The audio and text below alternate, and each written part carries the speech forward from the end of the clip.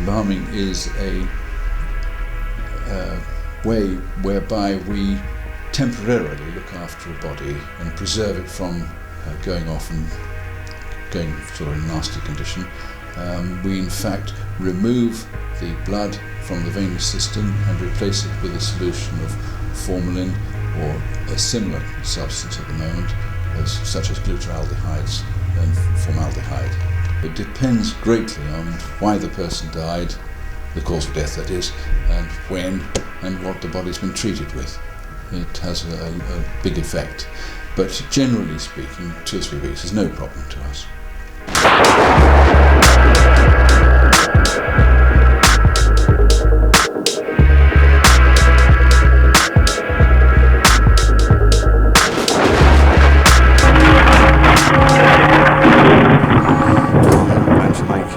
Small incision in the neck near to the clavicle. We'll just do that. And then you have an aneurysm hook and a separator, which will do some careful dissecting just to locate the carotid artery and the internal jugular vein.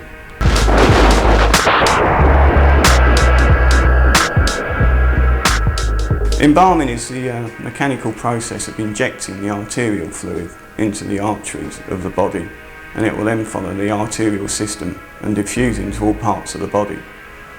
As it's doing this, it forces the blood back through the veins where the blood collects in the heart, and then we remove the blood from the heart by either vein drainage or by the use of a trocar, which is a needle that you place into the heart. The vein drainage is actually done purely on the pressure that's created in the body by the pressure of the arterial fluid going through. The other way of doing it actually involves mechanical pressure. Vein drainage is by far the better one. It gives a far better result. If there's a disfigurement on the face, we can often just by turning the head slightly move it away from the view of the family. Obviously with car crashes, and that can get quite involved, and if someone is really badly disfigured, then I may well call someone in to do that if I felt it was beyond me. Generally we're looking for someone to appear asleep, and really the skill of the embalmer is in knowing what to look for and how to achieve that look. The mechanics of embalming are very simple in themselves. I could probably teach someone within about an hour how to embalm. The trick of embalming is actually the presentation side of it, the setting of the hair, the setting of the features. That's what takes the time, and that's where the skill really comes in. Half the time, or most of the time, we just use normal makeup, but there are specialist cosmetics available. We stitch the mouth closed, and we use an eye cap, which is like a contact lens, and that just keeps the eye looking natural.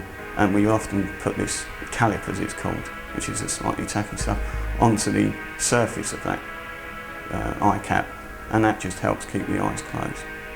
There's no difference in the embalming that's required for cremated bodies to that being buried. In fact, the only difference being in Holland now, embalming is illegal for people that are being buried due to the water table, and that with the body breaking down, it's feasible that the formaldehyde will then enter the soil and go into the water table, so it's actually illegal to embalm anyone that's being buried in Holland. But over here it's not, and it's exactly the same.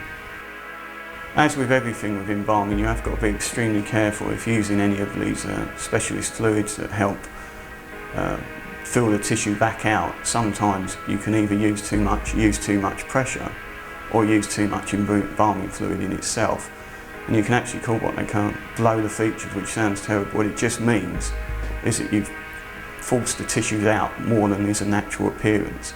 Once you've done that, there's very little you can do to change that. Obviously, you know, you've basically ruined what you're setting out to do, and you're going to cause distress to the family because of it, so you have to be extremely careful.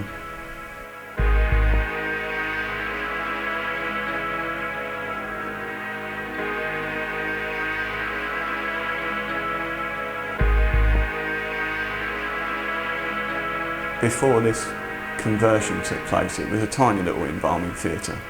I was here late at night in winter, the wind was blowing, you know. It was raining hard, it was quite eerie anyway. And I was embalming a lady, and as I bent down to get some more fluid, her arm actually came off the tray and clouted me around the back of the neck. So I shot out the door and didn't come back in for about 5 minutes. I saw the job advertised here just as a driver bearer and applied for the job here, and then was offered £5 a week more to do the embalming, which is why I did the embalming. There's a great deal of satisfaction with it. You're being given a great responsibility. You're given someone's loved ones to take care of and try to get them looking as well as they possibly can so that the families see them and their last image of the person is a good one.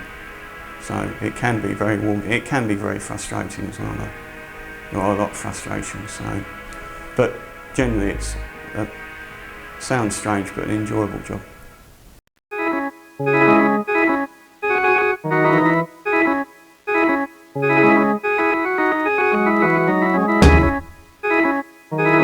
Under the sauna is so much body